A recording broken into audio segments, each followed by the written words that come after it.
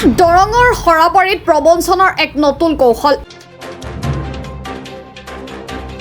আৰক্ষীৰ হাতত আটক দুই প্ৰবঞ্চক। প্ৰবঞ্চনাৰ এক নতুন কৌশল অৱলম্বন কৰি গয়া ৰাইজৰ মাজত নামি পৰিছে একাংশ অচিনাকি যুৱক। তেনে ঘটনা পোহৰলৈ আহিছে দৰঙৰ নামখলা সৰাবাৰী অঞ্চলত। চিনাকি চেলিং গ্ৰুপ নামৰ অখ্যাত কোম্পানী এটাই বিভিন্ন ঘৰুৱা সামগ্ৰী বিক্ৰীৰ অচিলেৰে গয়া ৰাইজক লুণ্ঠনৰ পোহাৰ মেলিছে। শেহতীয়াকৈ তেনে কোম্পানীৰ একাংশ যুৱক নামখলা সৰাবাৰী অঞ্চলত 100 টকীয়া কুপন বিক্ৰী কৰি অধিক লাভজনক সামগ্ৰী প্ৰদানৰ প্ৰলোভন দি দুগৰাকী যুৱক পাথৰীঘাট আৰক্ষীৰ জালত পৰিছে। বিশেষকৈ ঘৰত পুৰুষ নোহোৱাৰ সুযোগ গ্ৰহণ কৰি এনে অনৈতিক কাৰ্যত লিপ্ত থকা দুজনকৈ যুৱকক ৰাইজে কৰায়ত্ব কৰি আৰক্ষীক গতাই দিয়ে। অৱশ্যে AS01 EH 6196 নম্বৰৰ বলেৰো গাড়ীখন পলাই যাবলৈ সক্ষম হয় যদিও দুজন ব্যক্তি ৰাইজে ধৰি আৰক্ষীক চমজাই দিয়ে। একাংশ অনা অসমীয়া ব্যৱসায়ী অসাধু ব্যৱসায়ীয়ে যে আমাৰ গাঁও অঞ্চলসমূহত সোমাই পৰিছে আৰু মহিলা মানুহসকলক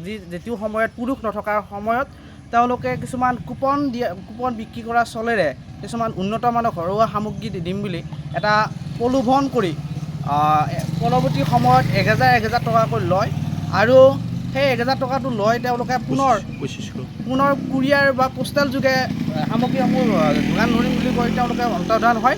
আৰু হঠাৎ যোৱাকালি সৰাবাৰী অঞ্চলতে সেইসকল অসাধু ব্যৱসায়ীক সচেতন ৰাইজে তাত আটক কৰিবলৈ সক্ষম হয় আৰু তাৰ পৰা এখন বলেৰো বাহনেৰে তেওঁলোক আহিছিল আৰু বলেৰো বাহনখনৰ নাম্বাৰ হ'ল AS01 EH 6191।